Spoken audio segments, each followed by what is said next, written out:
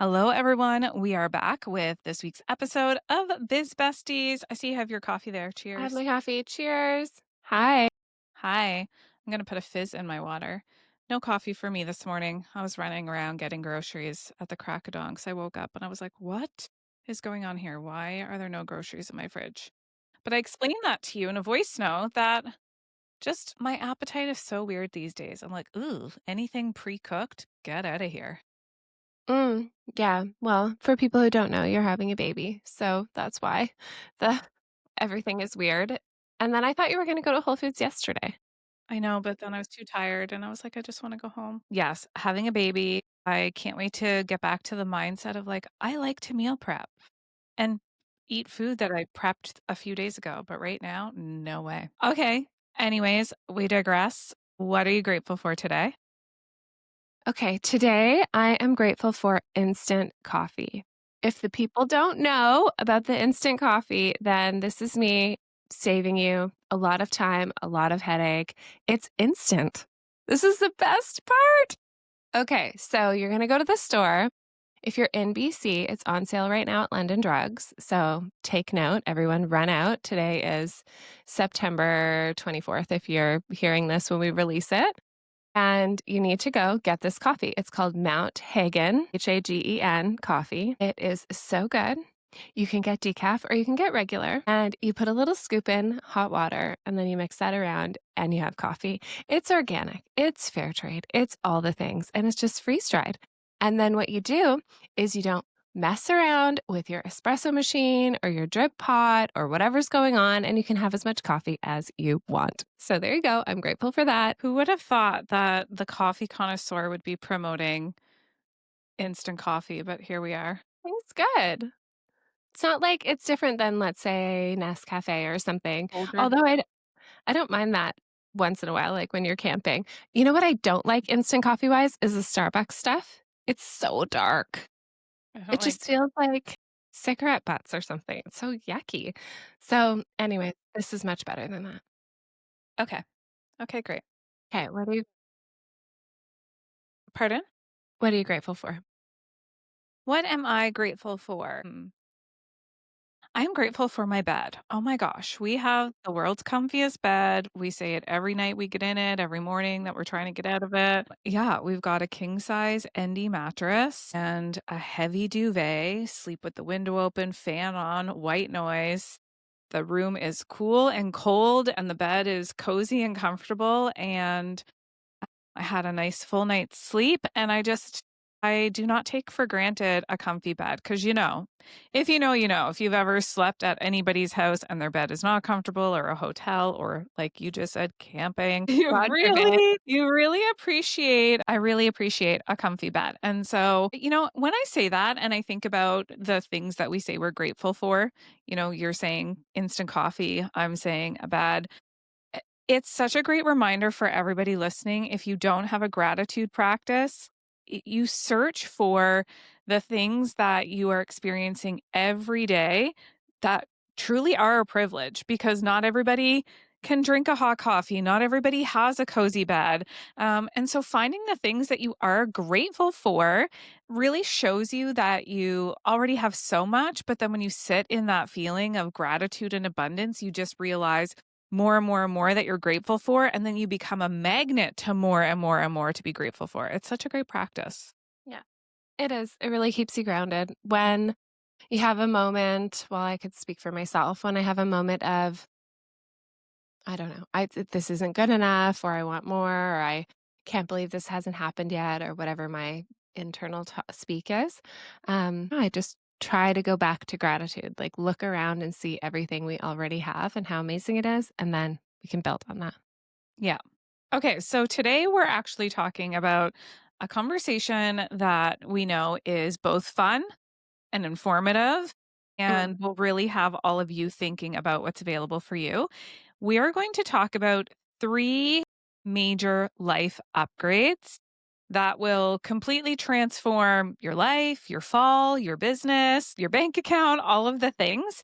And we're going to break them up so they're simple, but they're major life upgrades. Okay, let's start with the tools you're using every day, your environment, especially those of you that are business owners, which we think is pretty much everyone listening to the podcast.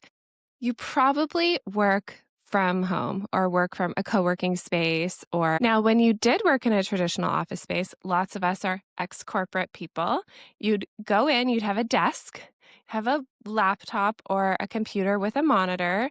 You'd have the tech people like making sure it's ergonomically set up so you don't get neck problems. You probably have a rolly chair. You don't go into an office like working for somebody else and they're like, "Yeah, here's your spot at the kitchen table with this shitty chair. Good luck." No, that's not what happens. They're like, "Here, you need these things to work, so we provide them for you." And this is just a friendly reminder that good tools make great work, and get yourself the things that you need to enjoy your environment every day, to enjoy the work that you're doing. Yeah. And a lot of you listening, it might not even be that you need to go out and get anything new. It might be looking around at what you Mhm. might have all of the tools in place, but they're not arranged in a way that inspires you. You know, your desk may have started to get clutter and like you're letting the kids throw their stuff in the corner of the room where the office is or whatever it might Yeah. be. And so you really want to think about creating a workspace that inspires you because it's really hard to force creativity and inspiration when you look around and your environment feels like it's cluttered, chaotic, it's closing in on you. So, what can you do to even adjust the lighting? Maybe move your desk so you're in front of the window. What can you do to spruce it up with a fresh plant? Something that is probably accessible to every single person listening within your home. It just takes a little bit of rearranging and it makes the world a difference. Yeah. Some office upgrades that we've treated ourselves to over the years that's made such a big difference. Number one for me, this job at My Aligned Purpose is the first time I've ever had a printer in my house. And having a printer is very useful. Sometimes I don't want to stare at the computer screen to read something or work through a journaling something or other or edit something into the evening or whenever I'm doing it, or sometimes even during the day. I don't want to look at the screen all the time. So having a printer, also, it's great for normal human tasks like printing something out for the kids. But when you get to print things out, to read them, to look at them, you get to take a break from the screen. And it's so nice to have that just ready to go at any point. Like treat yourself and get a printer. Another thing that I recently bought is a tape dispenser. I know this seems like so ridiculous, but I guess I just like office supplies and having stuff that actually works. And so my kids are obsessed with tape. Shout out to everyone who's going through the toddler tape phase in your house. And we had all these plastic tape dispensers all the time that would get completely empty. So Evie and I recently picked out a tape dispenser on Amazon. We ordered it. It's a gold hedgehog. And then we ordered all these little rolls of tape that go with it. And now I don't have to worry about buying that giant 12 pack of tape from Costco at Christmas. I just have tape, it's ready to go. I think when I have things I need, my nervous system is like, okay, it's go time. What about like an extra cord for your phone? It's so much easier just to have an extra plug-in. Let's say you have one in the kitchen and you have one in your office, and then you don't have to keep running back and forth from the office, getting the phone charger from the office, moving it over to the kitchen. Maybe you charge your phone in your bedroom, just leave one in your bedroom. Yeah. Yeah, exactly. The thing that is important about this particular area of upgrade, if we're talking about like your environment, your tools, the things in your office space, is that they're going to reduce friction, Mhm. inspire your creativity, and free up your brain for you to go out there and do what every great business owner should be doing, which is making sales. Yeah, absolutely. You know, when we read that book, Your Home is a Vision Board by Marie Diamond, Mhm. that changed everything about environment for me. So if you're listening and you haven't read the book, Your Home is a Vision Board by Marie Diamond, you have to go get it, especially if you love feng shui, energy in your space stuff. Okay, here, Nicole's got it. It looks like this for those of you that are on video. Your home is a vision board. It's white with this like beautiful pink gold sort of situation. Yeah, Kayla got and it for me. she helps you set up your desk so that it's in your success direction. You'll figure out how to do that. There's an app, there's a compass. Everyone has an individual success direction. And then also, she gives all these tips about what you need to have in your visual field in front of you to manifest the best. So that's why I have my vision board on my printer right in front of me here so that every day, all day, I see my vision board. She says you could have like a little shrine or I don't know what, an altar, I guess, to your goals. So let's say my goal was to listen to 100 podcasts a month or something. I don't know. That's not my goal, but I'm just saying it off the top of my head. I could have like a little headphone case on the altar to remind myself my goal is to listen to the podcast or my goal is to be present in auditory learning. So she walks you through exactly what you need to do to set up your perfect environment for your success direction for maximum amount of money in the door. Get the book. Yeah, so good. All right. The next category that we know if you were to do an upgrade here, it would feel like a major life upgrade and would Mhm. impact so many areas of your life. And we want to talk about upgrading your energy and upgrading your health. And, I want to start this off by saying this, like each category, will be different for every individual listening based on what you're already doing, what you desire to do, what is not in your wheelhouse at this moment in time. But the first thing that we encourage everybody to do is to start to pay attention to the things that you know already make you feel good. Like if you are somebody who truly doesn't need a lot of sleep, I don't know who those people are, but I hear they exist. If you are somebody that doesn't need a lot of sleep, and you function at 10 out of 10, then maybe trying to make a plan for 8 to 9 hours of sleep every night is not going to be for you. So, this is why it's like not a one size fits all. You want to pay attention to what you need better sleep, is it morning movement, enjoying like the little luxuries in life that you get to have?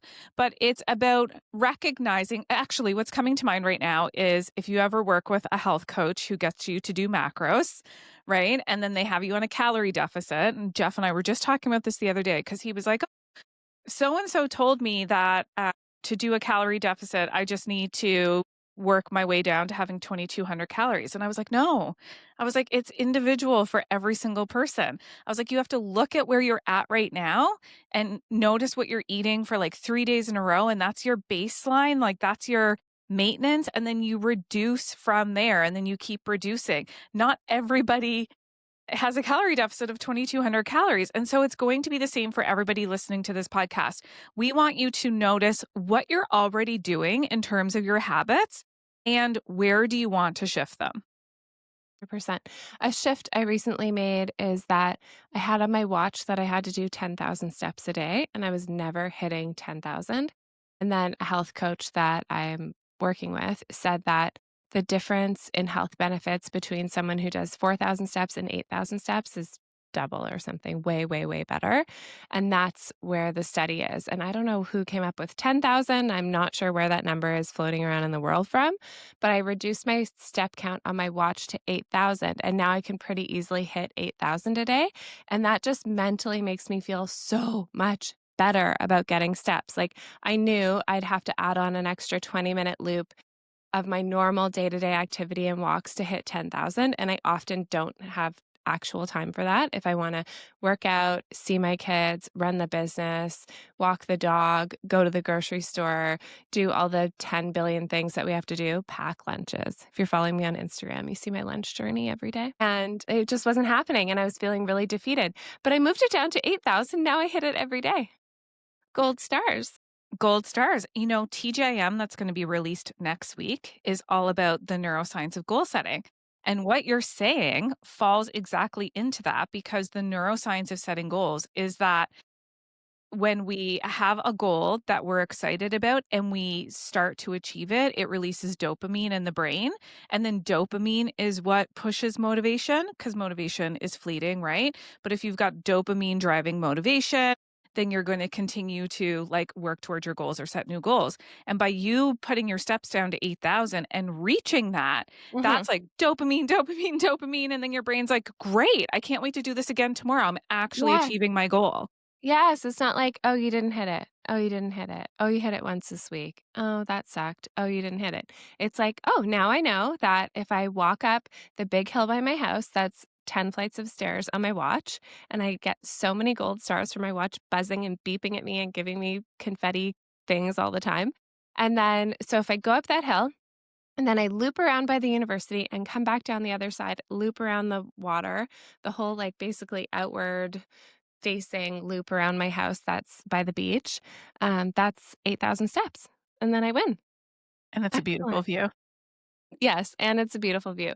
So if I power walk that little puppy, I do 10 flights of stairs apparently up one hill, which is quite a steep hill, but I didn't know it was 10 flights of stairs. Anyways, it's all happening because I reduced it to 8,000. Now I feel like I can do it. Mhm. I have another health one too.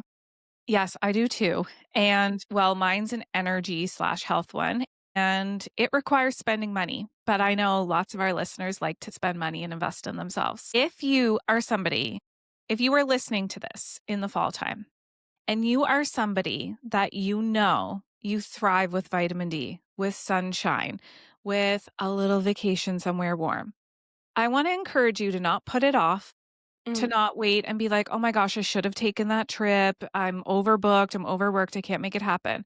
I want you to, after this call, pull up your calendar, look for sometime probably in February. That's when I think everybody gets the most sad of when is it gonna be sunny and not gray again.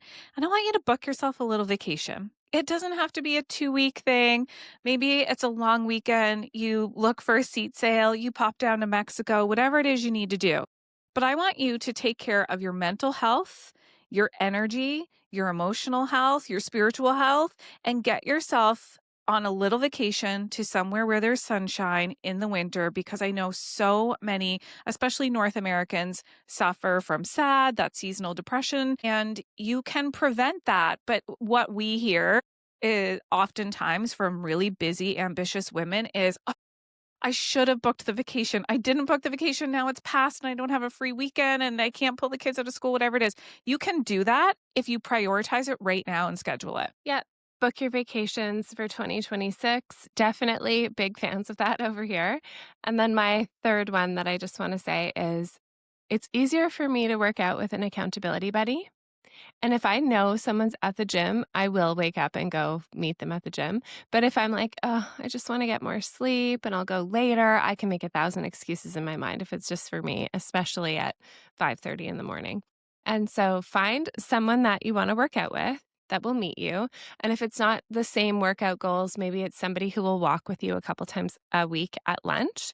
If it's not that, maybe it's somebody who will just text, check in, and say, hey, I did this workout today. What did you do today?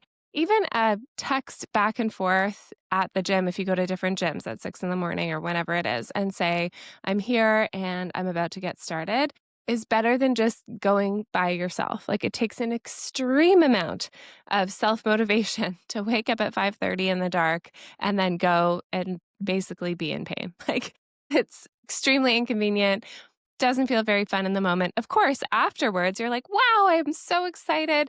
I'm so happy I did that. That was the best use of my time. Now I'm fired up for my day. Okay, yes. But we have to get through the first hour to get that gratification, which is a long time for us to wait. So get an accountability buddy.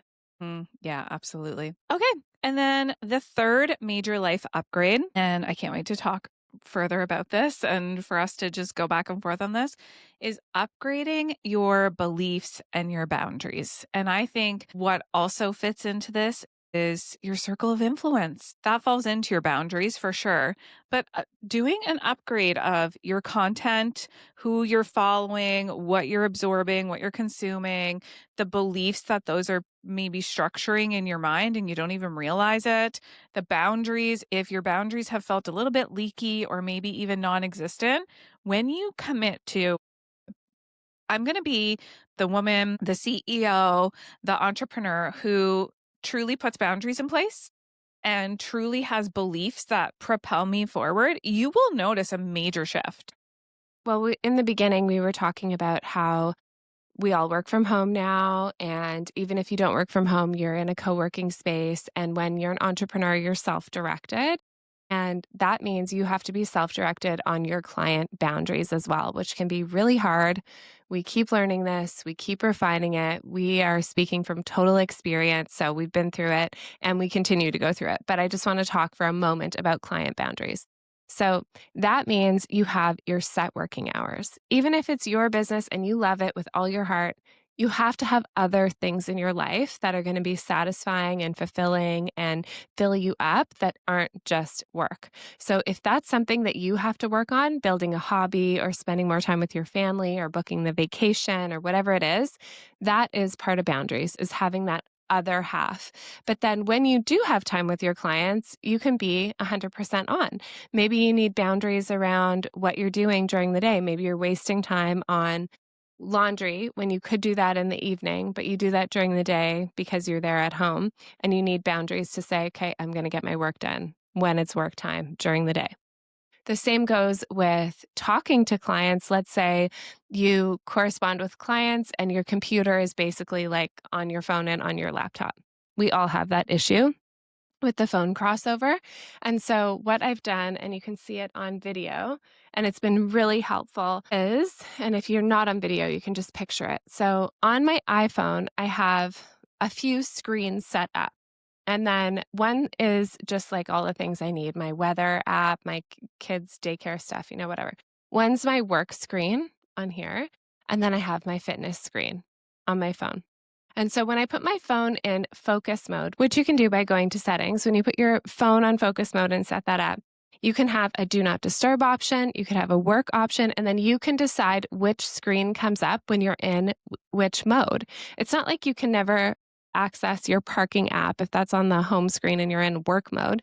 You can just look that up in the app library. But if you want that to be the screen you see, then set up your phone so that that's the screen you see. And then in the evening, when you go on, you could call it evening mode or non-work mode or personal would be would make more sense.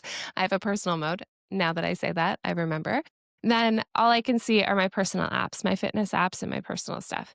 Then we only talk to one-to-one clients on WhatsApp. So other than that, client communication with all of our clients is through email and sometimes DMs on Instagram. But we know that if I open my work email, I know it's, let's say, Saturday at 5 o'clock. If I open my work email, I'm down the work rabbit hole. I have now done that to myself. So what I do to put bumpers in place for myself is have those different screens and the different modes on my phone.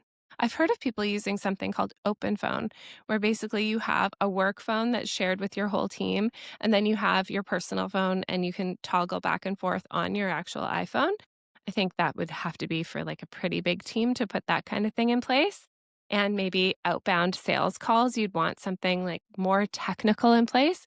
But for now, we can all set boundaries by setting up our phone properly, setting up our work hours, and being okay telling clients, like, I'm only going to answer you between 10 a.m. and 4 p.m., Monday through Thursday. People don't, just because they pay you, doesn't mean they get open access to you anytime. You get to set those hours.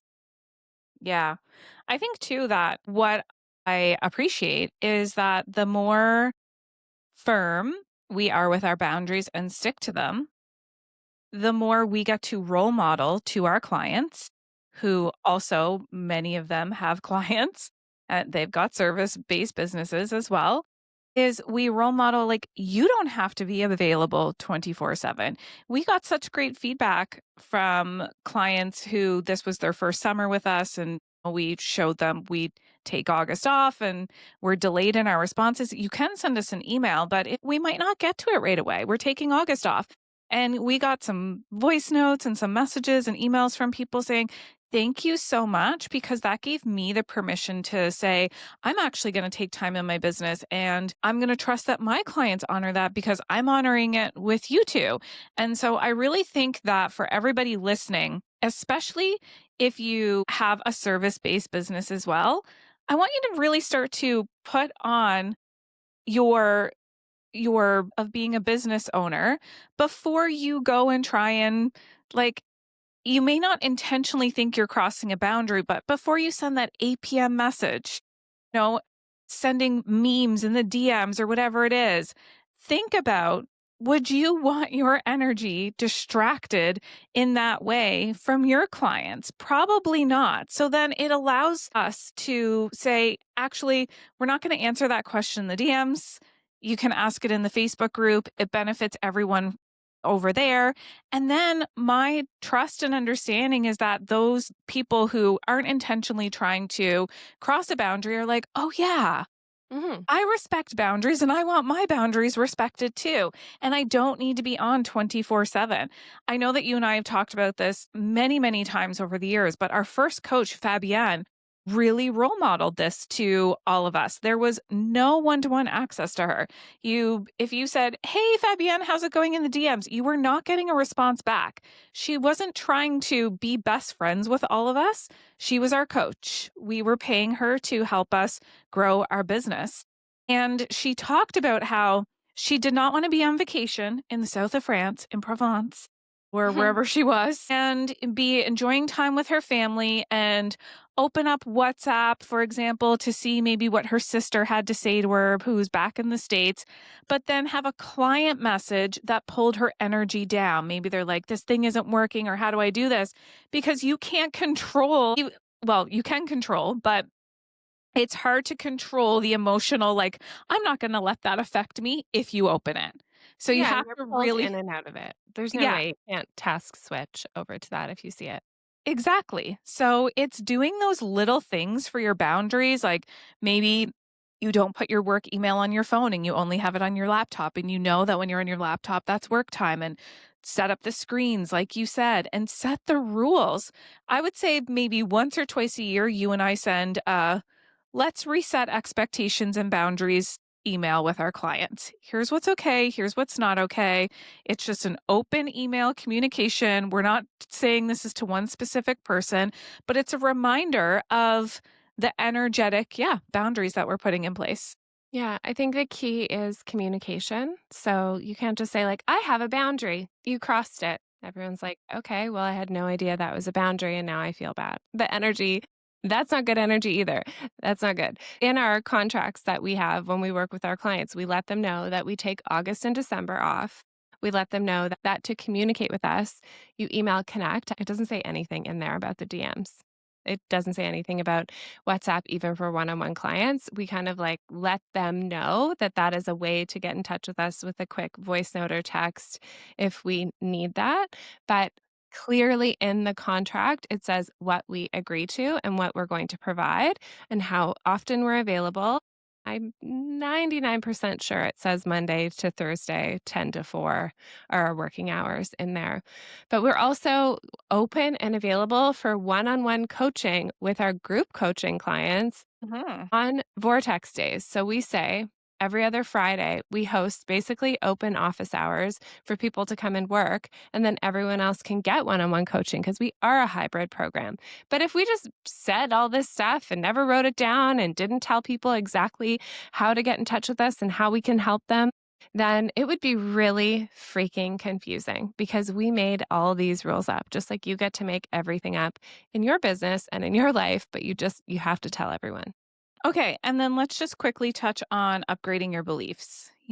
We have heard over the years, and we are also working on upgrading our own beliefs all the time. Mhm. We've heard beliefs that will not move you forward. Something along the lines of like, oh, it must be nice for them, or it's easier for them, or whatever story you catch yourself telling yourself about why you don't have what you want or why you're not experiencing what it is that you desire, that's a story that you're telling yourself repeatedly that then is carving a belief, whether you realize that or not. And so it's time to look at the repetitive stories you're telling yourself and say, I'm ready for an upgrade now. I'm Mhm. ready to tell myself a new belief. Like when I invest in myself, I expand my capacity. Mhm. Money is energy, and there's always more to come back to me than what I put out. Like, oftentimes, the beliefs that we hear are around money. And so, check yourself with what you're continuously telling yourself of it's not enough, or it's going to be too hard, or the last time I launched it didn't work. Well, you could keep telling yourself that story, but is that going to motivate you to take action to go out there and do something really big? Probably not. Yeah, I have a perfect example, but it's a fitness example. And fitness and business are so parallel in the experience. And they both take work, they both take determination.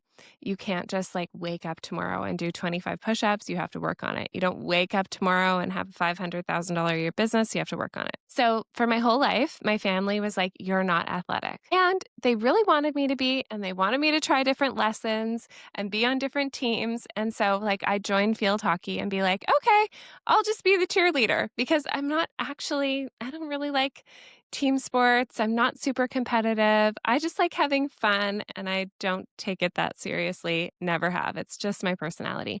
But it doesn't mean that I'm not sporty and I can't work out and I don't enjoy working out. Anyway, this is all crossed in my mind from the reinforcement constantly of you're not athletic because my mom's family is a bunch of varsity athletes. My brother's a varsity athlete. My cousin Mitch was like almost in the NHL, played hockey in Europe. Same with my cousin Alex and my whole family. They're all so sporty. Team sports, very good at the athletics. So I was kind of like the black sheep. I'm like, I don't really fit in here. And they're like, yeah, that's because you're not coordinated. You're not sporty. Okay. This is the story going on and on and on. Then I Could you imagine you saying that to Evie?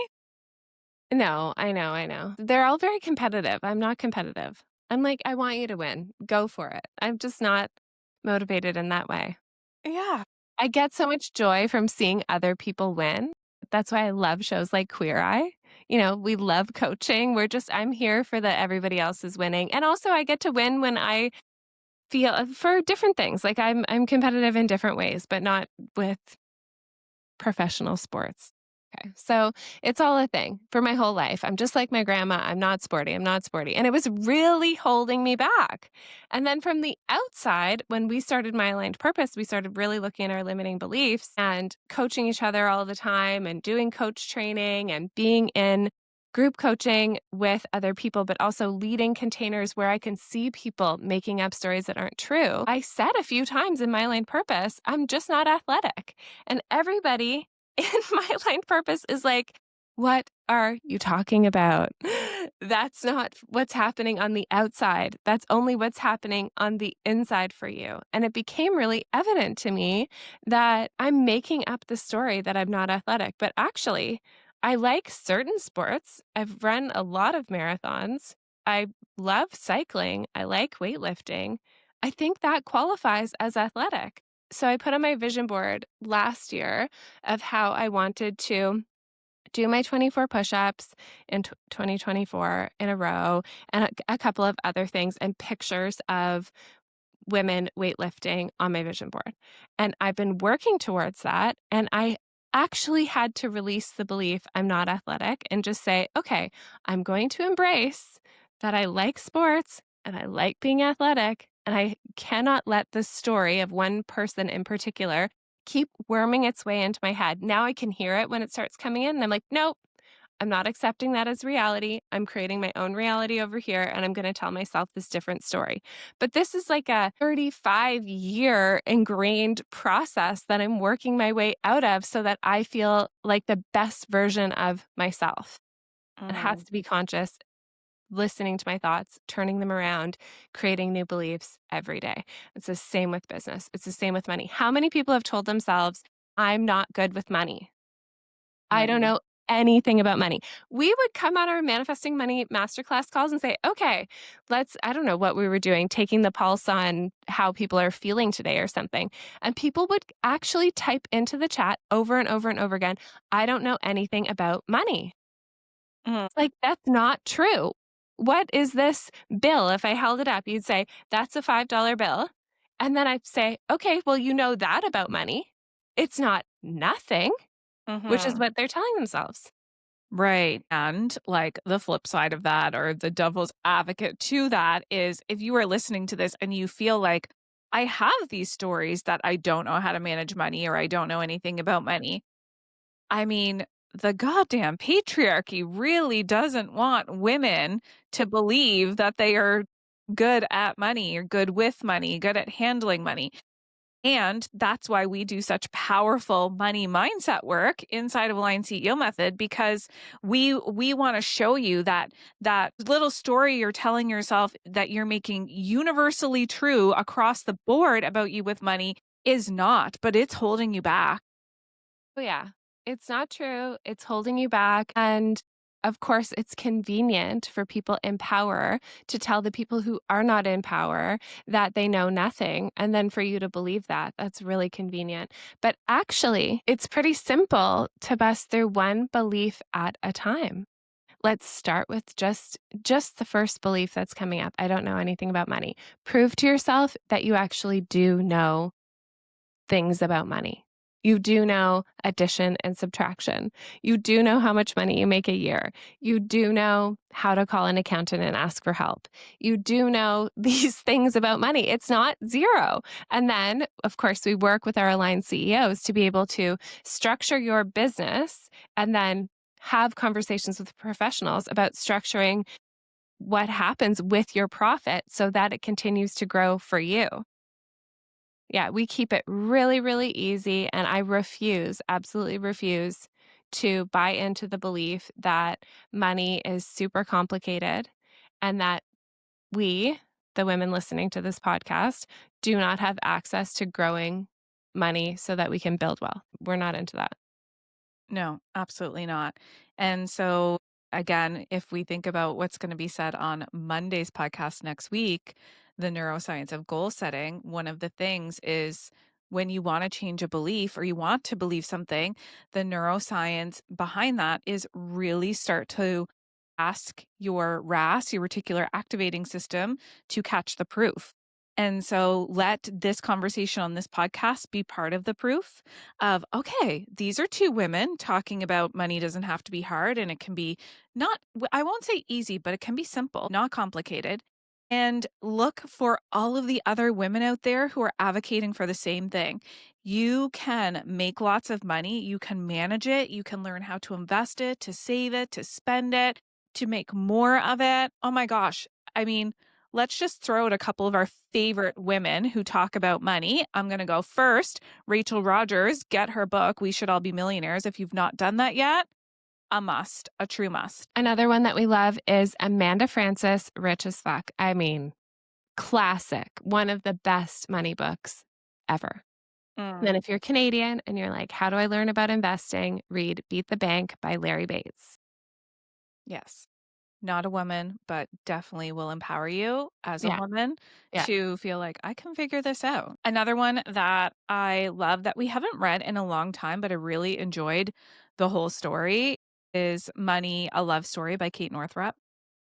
That one's really good too. There's so many great books written by women about money. You can start immersing yourself in the new belief that you want to build now. Get it on your Spotify premium account, or maybe you have Audible. Download the book, put it on while you're walking, make it happen, and start believing a new belief. I can't wait for TGIM. Yeah, it's a good one. Okay, well, this has also been a great one. 3 areas where you can make major life upgrades now whenever you listen to this episode. And of course, we always love to hear from you. So you can send us a DM. You can tag us. We love when people share the little cover of the podcast on Instagram and tag My Line Purpose Podcast and tell us your takeaway. Like, what are you getting from this episode? What are you excited to implement? What area of your life are you like, yes, I'm ready for an upgrade there? Please tell us. Yeah, we can't wait to see it. Okay, bye.